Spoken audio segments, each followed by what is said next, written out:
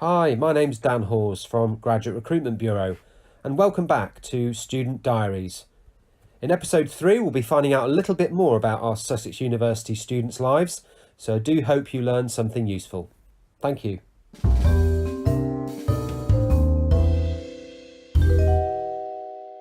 Sarah, good morning. Lovely to see you again.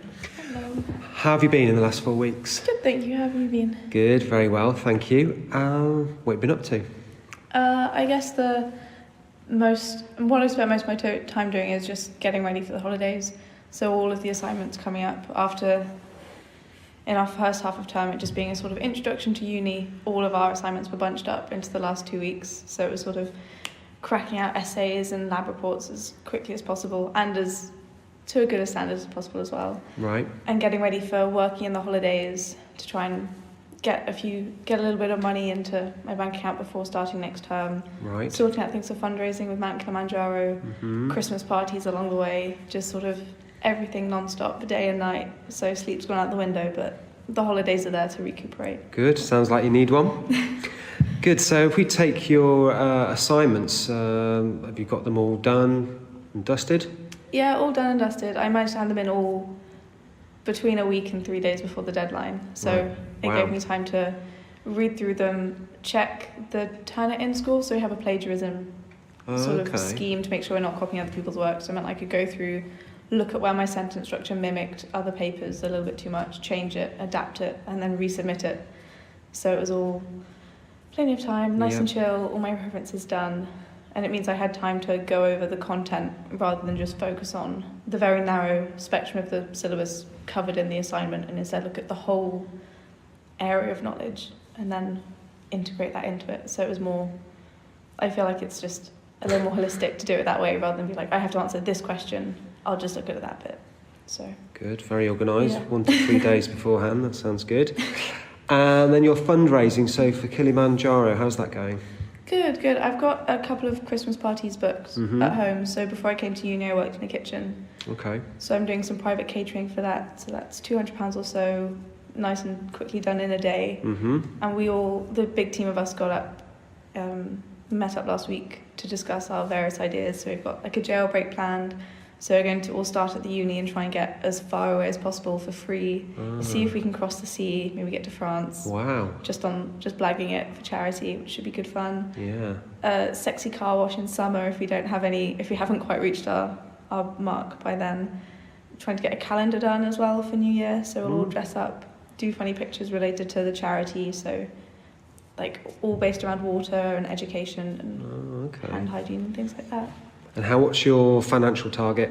So we have to get £3,000 each. Wow. For fundraising for Kilimanjaro, which is a lot, but we've got time to do it, and we've set up our BT Fund Me pages as a team, so we should be able to sort of spread it around if some of us raise a lot more and some of us not so much. So while we are all fundraising for ourselves, there's always that support of knowing you're part of a bigger team, which just makes it that little bit less stressful. Yes, it would make it less stressful. And being in a team, what role would you say yours has been in this exercise so far? So far, we have our team leader already around. He is a third year at the moment, and he's been connected to the charity for a while. Right. And the rest of us are all first years, so we're all sort of settling into our kind of sub roles. But I would say at the moment it's mostly just been like creativity, just trying to generate as many ideas as possible. So we started off with like 1 or 2 ideas here and there, and then we all met up and it was like bam, 20 ideas. Brilliant. Which was really good fun, and it makes, because when you have an idea yourself, it doesn't quite feel fully formed, but as you share it with a group, people can tack on their little bits and bobs and it becomes more real and more achievable. So it's like a little base unit that's been built on by everyone else, which is really nice. So it's not just climbing up Kilimanjaro, which is a challenge in itself, but it's actually raising £3,000 and finding ways creatively to reach that goal. So yeah, that's a good journey to go on, and fun and interesting, and hopefully will add to your skill set, I'm sure. Hopefully, yeah. But when I went to South Africa last year for a similar sort of thing, different charity, but again fundraising for it, so you'd improve the charity with your skills and fundraising, and they discouraged working for money, and some of my friends did work and then just put their money into it, and similarly with this charity again, they're trying to say don't just work to bring money in because it doesn't raise awareness. And it's refreshing to see that it isn't just the money that matters, it's having the interactions with people to share your ideas and to share what your passions are, and communicating that across the board of ages, genders, everything, to make sure that everyone's involved in what's socially beneficial. Sounds good. And moving on to paid work, you've been working on the side as well, haven't you? That's your studies? Yes, yeah. So just today I had some specialist care because I'm taking on a new care package. Right. Which is really lovely. It's in-home care, just helping a family support a loved one. And it's really draining. So I do 12-hour night shifts from 7 till 7, and it's a half-hour drive away to their house. So I have to make sure I have enough energy the day after and day before to do studying at the same time. Yes. But over the holidays it's easier. I won't have all my lectures to worry about. Okay. But it's been okay to integrate in, and now that I've got all of my training out of the way, familiarised with the family, it's a lot less stressful. It just seems like part of the timetable now. And over the holidays I'll be increasing the hours to try and make more money for next term, so dropping those back down next term will make it seem a lot less hard work. It'll make it seem a lot easier. Wow. You talk about having a timetable and organising all these things into that, so learning how to juggle all that, and let alone a night shift, will be quite a feat. So I imagine you're looking forward to a nice break. Definitely looking forward to that. A bit more flexible and just being able to chill throughout the day and then pick up any hobbies or just chilling out with family and friends. Be a good change. Sounds good. Anything else that's been going on? What else? Looking at summer internships at the moment. Right. So I've got in touch with a couple of companies, GSK, and who else was it? Someone in London that does like minor creative consultancy, which should be interesting. Not hugely linked to psychology and neuroscience, but just things that are a little bit interesting and broaden my horizons and what the opportunities there are in the workplace. Psychology is such an adaptable degree that it seems silly to limit it just to doing clinical when I could help people in the workplace, bring my analysis skills into doing things like drug trials. And what's driving that? Is this the fact that your friends are all looking for internships, so you feel compelled to do it, or have you got a bigger plan? You said looking at a broader range of things that psychology lends itself to. Are you taking a sort of more measured approach to building your skill set like that? It's just quite interesting. I quite like seeing what's available, what I can do. Over my year out, I did a few odd bits and bobs. So I worked in a GP practice in hospitals, so I've done lots of clinical practice. Right. My brother does consultancy in London. I have friends that are in advertising, so I've seen small snippets. Okay. And it would be quite nice to see more in detail and where I can fit in and what my skills can apply to, rather than just thinking, I've read that my degree can be applied to this job, I'll aim for that. I'd rather kind of get my foot in the door now and make connections, see who I can talk to, see what kind of businesses I gel with and where I can be most helpful, and then build myself up to be the best that I can be when I reach that stage with the awareness that I'll gain earlier on. So that does sound a more strategic approach, rather than leaving it to the last minute and then rushing around and then just ending up in any old job. You're kind of seeing that you need to open as many doors as possible, shall we say. So in terms of interviewing and things like that, how have you got on with? It's been all right. I was lucky with the school I went to. We had interview practice fairly often, so I can do interviews that are labelled as interviews, but it's harder with less obvious conversations. So like a few weeks back, I went to go talk to the head of Interserve, where I work, and I rocked up in my quite grimy trainers that used to be white and are now a lovely shade of beige, and just a comfy jumper and it just wasn't it wasn't appropriate attire for the meeting we were having, and I misjudged that, which meant it didn't go as well as it could have. But I think that just comes with time and understanding that when you meet someone that's quite high up in a company, you dress for that event. Right. It's not just meeting your line manager for a quick catch up and seeing how you're doing. You're discussing something to do with the business, and that individual has targets for the business, and you have to fit that. And making sure you fit that includes how you dress, how you talk, how you approach the person. So I think gauging interview, but also more long-term conversations are important. Yeah, I mean, there's a first time for everything, and certainly in those situations where it's not clear what the dress code is, it can be quite hard for a student to understand the sort of business etiquette and hidden unwritten rules and things like that.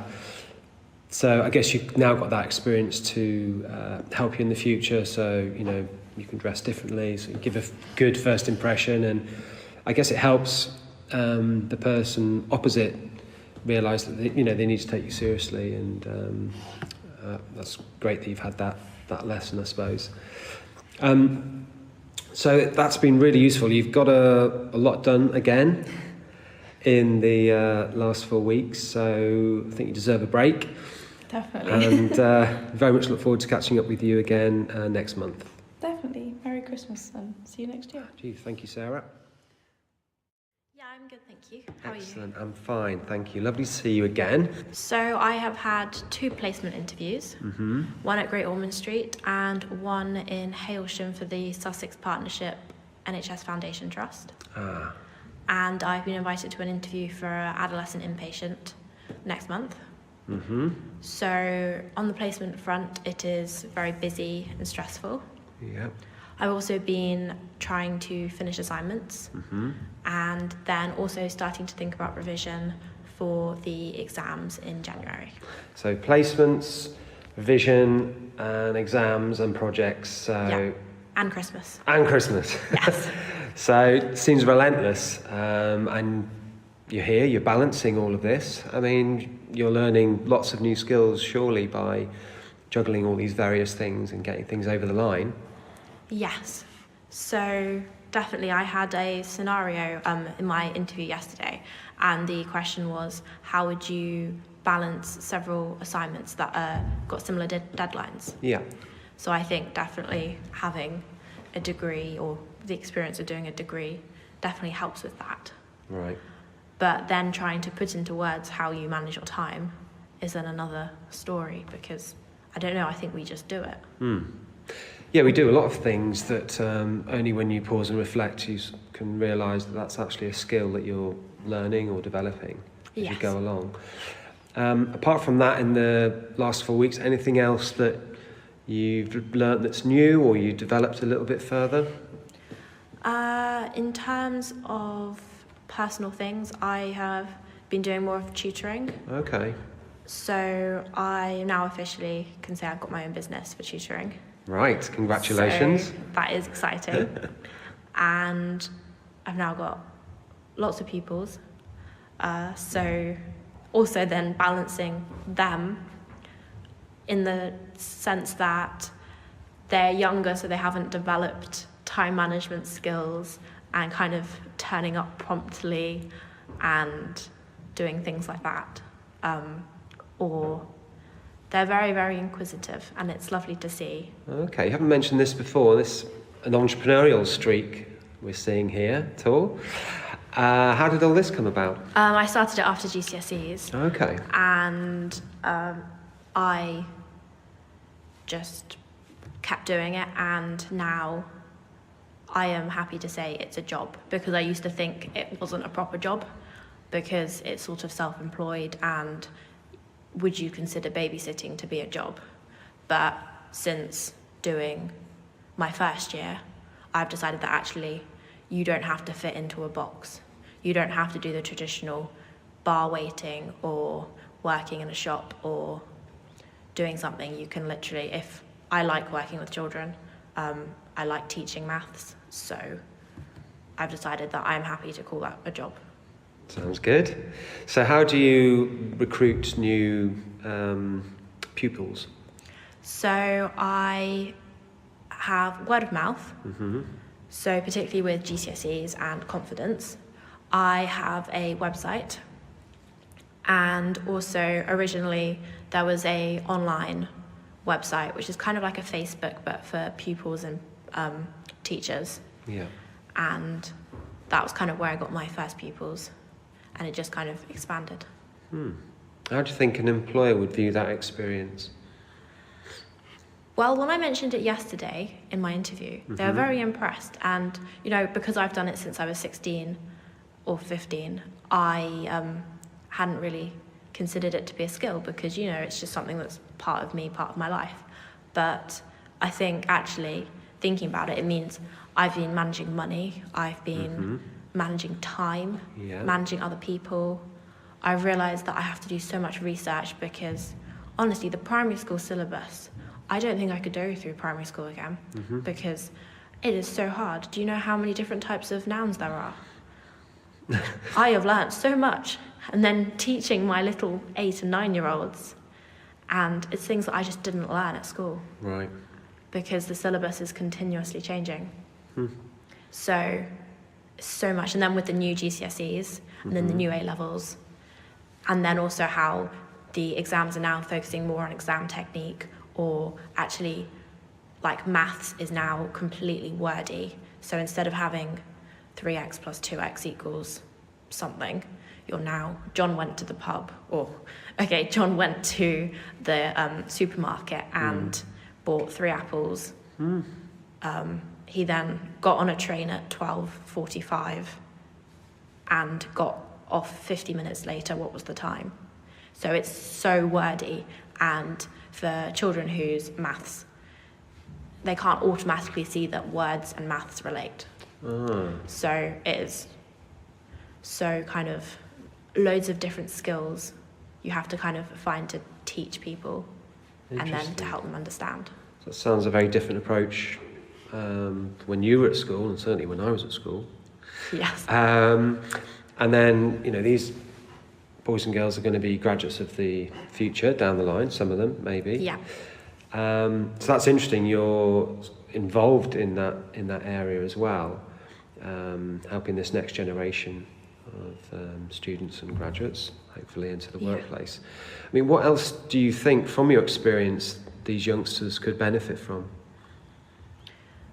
So in terms of what else would help them in the future? Yeah, make them more rounded individuals. Definitely, from my experience, focusing on, so because I'm also a health and wellbeing volunteer, Right. And we recently had a developmental lecture on bullying, and Ofsted doesn't look at the emotional, or they literally only look at the academic side. Yeah. And although that is important, surely we should be bringing up the next generation to be also, like, to understand that you need to have empathy, you need to not hit people, you need to kind of listen and do time management, and the whole world isn't about exams. Right. Which brings us nicely to your exams. Yes. Which you said are at the end of this month? Next January, yeah. January, sorry. So you've got quite a bit of time to revise. How have you planned all that out with everything else that's going on? So I, at the moment, are still trying to focus on my last assignment, which is due on the 26th of December. Okay. And then that gives me approximately 3 weeks to then revise. So it is going over lecture notes, splitting up the time, remembering that essential readings are also examined. So things like, they seem to be quite obscure studies, but they are linked. So kind of knowing what Howarth et al. Did in 1984 and what implication that had. So it's definitely a lot of content. And then, because I'm now in second year, so last year everything was multiple choice questions. Okay. So that was quite nice and quite kind of a nice start to the degree process. Now half the questions are multiple choice. Right. We've now got some short answer questions, and then we've got some essay questions as well. So this is the first time that all of us will have done an essay question in an exam setting. So we had a lecture on it, and I think quite a few people started to panic because it's kind of like, well, actually we're spending months writing an essay, and now you want us to write it in 2 hours. Right. So you feel stretched, you and your colleagues, you feel this course is challenging you now? Definitely, yes. I think quite a few people want it to just go back to multiple choice, but Dave, who is the developmental module convener, he was saying about how we deliberately have different questions to challenge different areas. So multiple choice is sort of about giving you the information and giving you like the scaffolding, and you've just got to pick the right one. The short answer questions are kind of, they give you one prompt, which is what the question is. Right. And then the essay is kind of then seeing your breadth. So it's kind of like breadth and depth, and then both. And for those that do struggle, you mentioned a chap called Dave, who's a developmental Module convener. module convener. Is he the go-to person if you're struggling? With developmental psych, yeah, he is amazing. So we have student support, we have academic advisors, we have module conveners who are the people who are kind of the head of each module. So if you were struggling and you feel comfortable talking to an academic person about it, you can go to Dave or one of the other module conveners. So we've got 4 modules, so there's 4 module conveners. Wow. So if I'm struggling with something, I just go to one of them, because I've had the time where I'm not happy to put my hand up in class. Yeah. I have now decided that actually it's more important to understand than be worried about what other people think. Wow, that's great to have that backup and support. Yeah. Have they been there since day one? They have definitely, but I think as a kind of a new fresher, you're kind of like, well, I don't really want to draw attention to myself. Right. But I think it's really important, because as Richard, who is the, he's the director of student experience, so if you've got a pastoral and academic issue, or you've missed some uni like I did, you kind of go to him. He was saying to all of us that actually if we need a reference, tutors are going to want to know who we are. And if we've never been to them, if we've never said a single word, how are they supposed to write a reference about us? That's very interesting, because obviously in a lot of CVs, students and graduates, one of the first and easiest references are a departmental tutor or someone like Dave, who, like you say, needs to know you. Yeah. So it's worth building those relationships with them. Definitely. Interesting. Good. Okay, it's been lovely to catch up with you, Tor, and find out everything that's been going on that's in your life right now. Hopefully you'll have the opportunity for a bit of a break.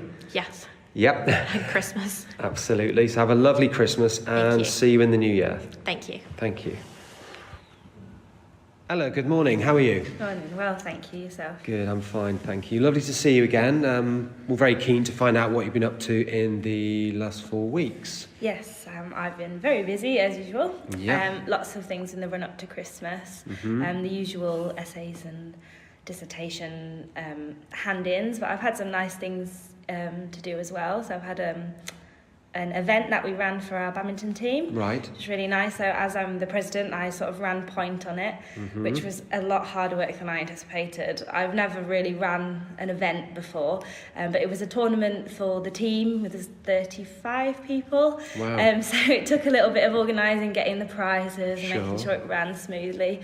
But it just about went to plan, so that was quite nice. And it was a nice little tick in the box, a sort of a skill that if I need to run an event again, I know I've at least got a little bit of experience. So good. That was quite good. I've also been to a few different talks they put on in the university. So they love to have guest speakers here, which I knew about, but I'd never been to before. But my tutor for one of my modules this year was speaking at one of the events, so I went to her her talk to start with, and then I sort of started to look at the other ones that the university put on, and I found they were really interesting, and they added quite nicely to my courses. It gave me something like a bit extra to talk about in my essays. So I've been to 4 now. They've all been on different things, mostly on like sort of current campaigns, the Black Lives Matter campaign, and then the decolonising universities, trying to make university knowledge a bit more inclusive. So some things I've never even considered before, but that's something I find really interesting. So hopefully I can go to a couple more next term and keep adding to my knowledge. Sounds good. And you heard about that from your tutor? Yes, yeah. So I took a couple of modules this term that I didn't really know anything about. I usually try and play it safe and stick to sort of similar topics that overlap nicely.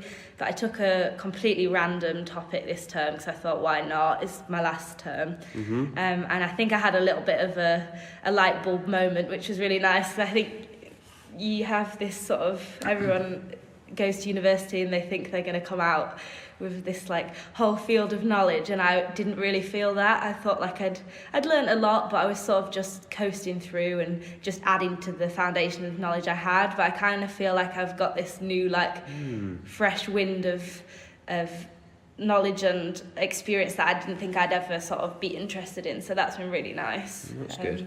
Yeah. So they have guest speakers. Would there be an opportunity for a student to speak? Yeah, I think so. They're usually in sort of a classroom environment. It's not like in a lecture theatre where they're sort of dictating at you. It's actually quite a nice, friendly environment where they'll do their they'll tell you about the book they've written or their field of knowledge that they're specialised in, and then they sort of open it up and everybody sort of talks about things and shares experiences, and I think it's a really nice environment. And you'd learn like a lot of crazy experiences that people have had and like thoughts they've had that you would never even cross your mind. So that's really good. Yeah, I mean, it's it's been really different good. to having your nose in a book or in front of a laptop. Kind of brings it to life a bit more, maybe. Yeah, exactly. I think it's really helped as well for me, like talking to different people from different backgrounds. I think because my course is full of people with quite similar backgrounds, so talking to some people that are perhaps an international student or they're doing a master's and they're actually living here with the whole family and they've got completely different university experiences. It's been really interesting, and hopefully those kind of like conversations where you have to really adapt like how you speak to people will be useful in later life. Absolutely. Communication skills with a broad range of different people in the workplace is really going to help your career progress, definitely. So, yeah, absolutely.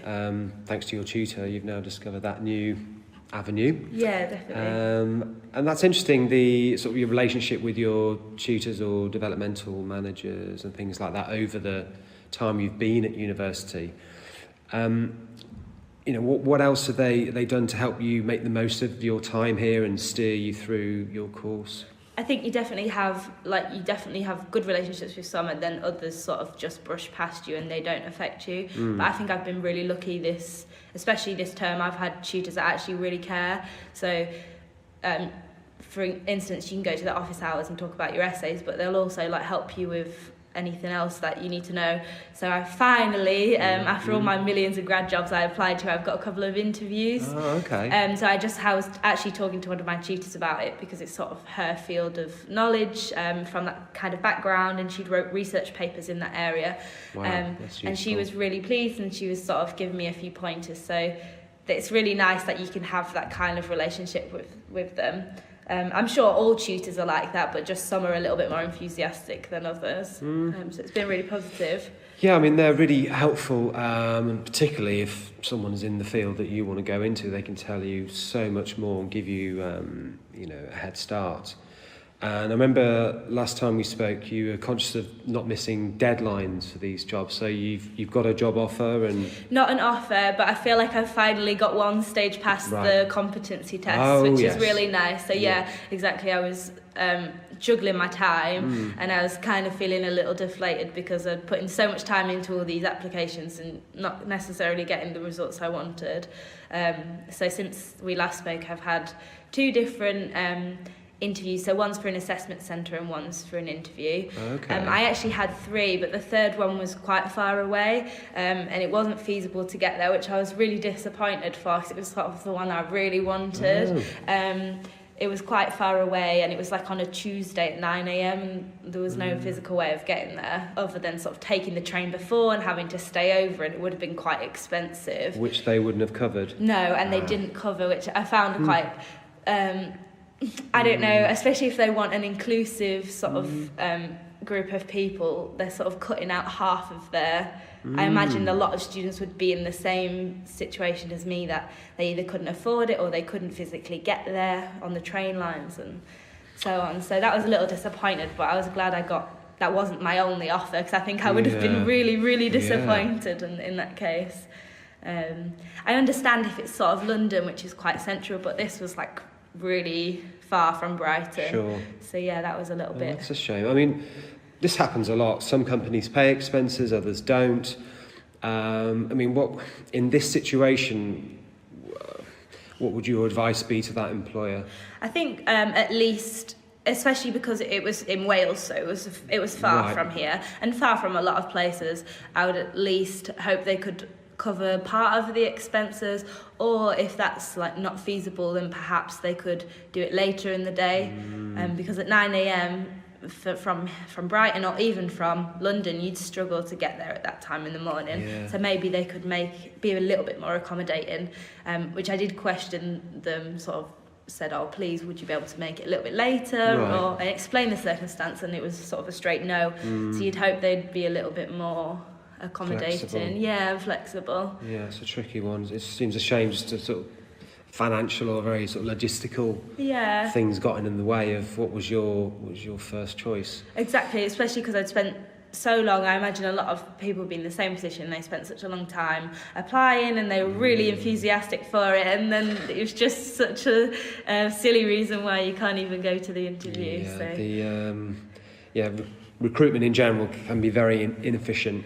And unfortunately, that's a case in point. But on the bright side, you've got I still got two other really companies nice, who they're interested in you and you're interested in them, which is great. Anything else? You're going to start looking? Yeah, I've still got a couple that I've applied to. I've not heard back from yet. Right. Which is okay. So I'm hoping in the new year they'll get back to me. And I think when it comes to January, so mid-January, most people have got it's like the midterm assessments are done. So my essays will have been handed in, so I'll have a few more weeks of time. So I think I'll then go back to the drawing board, see where I am with jobs, and then perhaps apply to a few more. Right. I might start looking away from graduate schemes now, just purely because they're so time-consuming. So I might look at more local jobs, although I know they don't necessarily look for people so early in the year because it is January and I don't graduate till June. Yes, I mean, for a lot of the schemes there are set deadlines, which you're obviously aware of, but there are lots that have rolling intakes, and some don't have any deadline at all. And there are also companies who take on graduates that are outside of schemes as well, which are often overlooked.